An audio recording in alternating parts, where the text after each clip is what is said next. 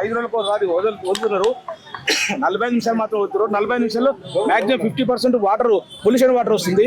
కనీసం ఆ pollution water బాత్రూమ్లు కూడా వాడుకునే పరిస్థితి లేదు, బట్టలు ఉతుకునే పరిస్థితి లేదు, వాష్రూమ్ వాడుకునే పరిస్థితి లేదు. వాసన కంపు వాసన వస్తుందని చెప్పి చాలా సందర్భంలో అధికారులు చెప్పడం జరిగింది. అయినా కూడా అధికారులు నిమ్మకం వాళ్ళు పట్టించుకోవడం. మున్సిపల్ శాఖ మంత్రి రేవంత్ రెడ్డి గారు 100% ఫెయిల్ అయ్యిండు.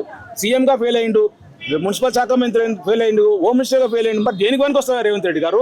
వెంటనే రాజీనామా చెయ్యి. నువ్వు దేనికి పనికిరానప్పుడు బస్తీలలో కనీసం నీళ్ళు పరిస్థితి చూస్తుంది. గతంలో కేసీఆర్ గారు కొండపోచమ్మ లేదా మల్లన్న సాగర్ పెట్టేసి ఈ హైదరాబాద్ రాబోయే 100 సంవత్సరాలు నీళ్ళు ఇబ్బంది రాకుండా అని చెప్పేసి ఒక ప్రయత్నం చేసి దాంట్లో సక్సెస్ అయ్యిండు.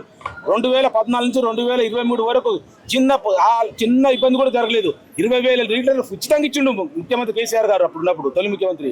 కానీ ఇప్పుడు 20,000 లీటర్లు 20,000 లీటర్లు దేవుడు ఎరుగు. కనీసం నీళ్లు మేము బిల్లు కట్టుకుంటాం, మా నీళ్ళు నాణ్యమైన నీళ్ళు ఇవ్వడం కూడా ఇచ్చే పరిస్థితి లేదు. కొత్త కంప్లీట్ పొల్యూషన్ వాటర్ ఇట్లనే ఉంటే 2 నెలల నుంచి ఎన్నో సందర్భాల్లో అధికారులు చెప్పడం జరిగింది. మరి ఏం చేయాలి రేవంత్ రెడ్డి గారు? మేము బతకాలనా సావాలనా? మా కర్మ కొద్దిగా మీకు ఓటేసినందుకు కాంగ్రెస్ పాలనలో ప్రజాపాలన పేరుతోటి ప్రజాపాలన పక్కన పెట్టి నిరంకుశ పాలన, అసలు చేతగాని పరిపాలన నడుస్తుంది రేవంత్ రెడ్డి గారు ఇక్కడ. కనీసం ఒక ముఖ్యమంత్రిగా, ఒక మున్సిపల్ శాఖ మంత్రిగా అధికారం పెంచుకో రివ్యూ పెట్టే పరిస్థితి లేదు. ఇంత దరిద్రమైన పాలన గతంలో ఏ ముఖ్యమంత్రి కూడా ఇంత దరిద్రమైన పాలన చేయలేదు. గతంలో 2014 తర్వాత ముందు ఎట్లుండనో పరిపాలన నడుస్తుంది. రేవంత్ రెడ్డి పదే చెప్పాడు, పాతకాలం రోజులు వస్తున్నాయి, పాతకాలం రోజులు కావాలి. ఈ పాతకాలం ఇలా ఖాళీ బిందెలు పట్టుకుని నిరసన తెలిపాలా? ఖాళీ బిందెలు పట్టుకుని మళ్ళీ రోడ్ల మీద పడాలా? గతంలో పీజీఆర్ గారు చాలా సందర్భంలో జలమండలి దగ్గర కానీ ఇట్లా వాటర్ వర్క్స్ దగ్గర కానీ చాలా ఖాళీ బిందెలు నిరసన తెలిపి ఇప్పుడు ఆ పరిస్థితి వచ్చింది. ఇప్పుడు రేవంత్ రెడ్డి గారు వచ్చిన తర్వాత పాత రోజుల కాలంటే పాత రోజుల కాలం వస్తుంది.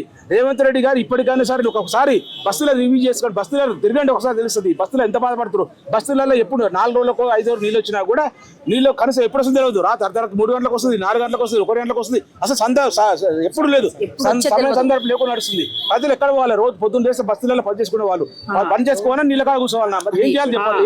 ఇప్పటికైనా సరే రివ్యూ చేయాలి కదా. నువ్వు ఒక ముఖ్యమంత్రిగా ఈ మున్సిపల్ శాఖ మంత్రి 2.5 సంవత్సరాల అధికారికి వచ్చావు. ప్రతి పేరుకేం ప్రజాపాలన? ప్రజాపాలన ఇక్కడ ఉందా? ప్రజల గురించి కష్టసుఖాలు పట్టించుకునే సందర్భం ఉందా? కష్టసుఖాలు పట్టించుకునే సందర్భం ఉందా? మరి ప్రజలు ఏం కావాలని చెప్తున్నాం. మాటలే పెద్దగా ఏ మీటింగ్ అయినా సొల్లు వాగుడు తప్ప, తిట్టు తప్ప, తిల్లదండకం తప్ప ఏమన్నా ప్రజలకు సంబంధించిన కానీ ప్రజల కష్టాల గురించి మాట్లాడిన సందర్భం ఉందా? ప్రజలు గాలికి వదిలేసిండు. ఓన్లీ దోపిడీ పాలన, ఓన్లీ రియల్ ఎస్టేట్ వ్యాపారం తప్ప ఇంకొకటి లేదు. మేము అందుకే చూసి అధికారులకు 2 నెలల నుంచి రిక్వెస్ట్ చేస్తున్నాం. అధికారులు పట్టించుకోవట్లేదు. కాంగ్రెస్ పార్టీ అధికారం ఉంది కాబట్టి వాళ్ళు పట్టించుకోవట్లేదు. అందుకే నిరసన రావాల్సి వచ్చింది. ఇప్పటికైనా రేవంత్ రెడ్డి గారు బుద్ధి తెచ్చుకొని, జ్ఞానం తెచ్చుకొని ఈ అధికారం పిలిపించుకొని రివ్యూ చేసి కొండపోచమ్మ సాగర్ నుంచి లేకపోతే మల్లన్న సాగర్ నుంచి నీళ్లు ఇమ్మీడియట్ తెప్పించేసి ఇక్కడ బస్తీలలో ఇబ్బంది లేకుండా చూడాల్సిన బాధ్యత ఉంది. ఒకటి ఇంకో డ్రైనేజ్ వాటర్ ప్లస్ మంచి వాటర్ పైప్ లైన్లు కలుస్తున్నాయి.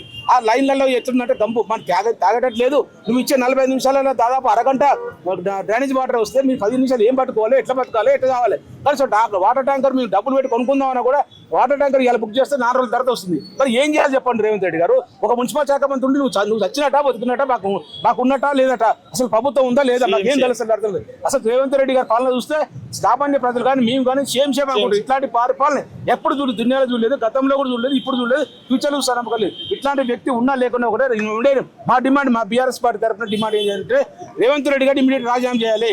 రాజీనామా చేసి ఇంకొకరు మీ దాంట్లో ఎవరైతే ఎలిజిబుల్ ఉన్న వరకు ముఖ్యమంత్రి పదవి అండి ఆయన నిలుస్తాడు చూద్దాము. లేకపోతే ఇట్లా చేస్తే మాత్రం బస్తీలలో కానీ కాళ్ళు కానీ మీతో చెప్పులకు తడలేసే రోజులు వస్తున్నాయి. చీపులు పెట్టుకుని 9 రోజులు వస్తున్నాయి సందర్భం తెలియస్తున్నాయి. ఇప్పటికైనా అధికారులు కూడా ప్రభుత్వ యంత్రాంగం నిద్ర లేవాలని చెప్పేసి ఈ సందర్భం కోరుతున్నాం. వెంటనే ఈ water problem solution immediate solution solve చేయాలని చెప్పి కోరుతున్నాం. జై తెలంగాణ.